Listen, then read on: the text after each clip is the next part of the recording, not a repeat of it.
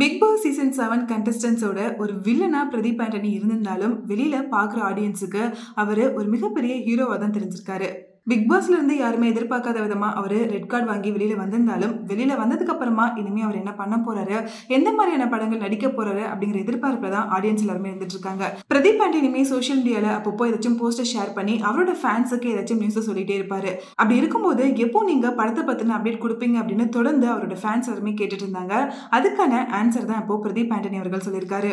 ஒரு படத்துக்கு அவர் வாங்கின 9 lakhsக்கான செக்கை அவரோட சோஷியல் மீடியால ஷேர் பண்ணி, இந்த வருஷம் தொடர்ந்து நான் நிறைய படங்கள் நடிக்கணும் அப்படிங்கறத யோசிச்சு நிறைய படத்துக்கான அட்வான்ஸ்மே நான் வாங்கியிருக்கேன்.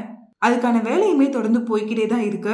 ஆனா அது எப்போ ரிலீஸ் ஆகும், எப்படி வரும்லாம் என்கிட்ட கேட்காதீங்க. வரும்போது தியேட்டர்ல பார்த்து படம் எப்படி இருக்கு, நான் எப்படி பண்ணிருக்கேன் அப்படிங்கிறதுக்கான ஃபீட்பேக் மட்டும் எனக்கு கொடுங்க அப்படின்னு சொல்லியிருக்காரு. பிரதீப் ஆண்டனி இந்த சீசன்ல என்ட்ரி கொடுத்த அந்த டே 1ல இருந்தே பயங்கர மணி மைண்டடா எப்படியாச்சும் இந்த கேமை நான் வின் பண்ணி வெளியில போய் நான் நிறைய படம் பண்ணணும் அப்படிங்கிற அந்த ஒரு கோலோட தான் உள்ளவே வந்திருந்தாரு. கமல் சார் கிட்டயுமே அதே தான் சொல்லியிருந்தாரு. ஆனா ரொம்பவே அன்எக்ஸ்பெக்டடா பிரதீப் மேல ஒரு பெரிய அலிகேஷன் வச்சு அவருக்கு ரெட் கார்டு கொடுத்து வெளியில அனுப்புனாலுமே கண்டிப்பா ஒரு பிரைட் ஃபியூச்சர் இருக்கு அப்படிங்கிற மாதிரி தான் அவரோட ஃபேன்ஸ் எல்லாருமே சொல்லிட்டு இருந்தாங்க.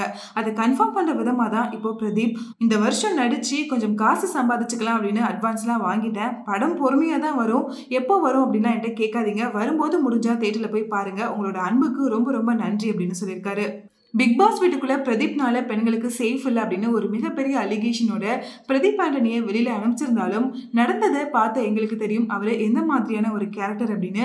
வெளியில இருந்த பல பேர் அவருக்கு தொடர்ந்து சப்போர்ட் பண்ணிட்டு இருந்தாங்க. பிக் பாஸ் கண்டஸ்டன்ஸுமே வெளியில வந்ததுக்கு அப்புறமா தான் உண்மை என்ன அப்படிங்கிறது எங்களுக்கு புரியுது அப்படின்னு சொல்லி பிரதீப் கிட்ட நிறைய பேர் சாரியுமே கேட்டிருந்தாங்க. ஆனா பிரதீப் பிக் பாஸ்ல இருந்து வெளியில வந்ததுக்கு அப்புறமா இனிமே நான் பிக் பாஸ் கேம்ல கிடையாது, யார் கூடவும் நான் பேசதாவும் இல்லை, என்னோட கெரியர்ல மட்டும் தான் நான் கான்சென்ட்ரேட் பண்ண போறேன் அப்படிங்கிறதுல ரொம்பவே தெளிவா இருந்தாரு.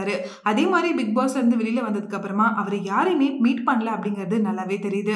அவரு எந்த மாதிரியான படங்கள் கொடுப்பாரு அப்படின்னு உங்களோட கெஸ்ஸிங்ஸை கமெண்ட்ல கூட ஷேர் பண்ணுங்க.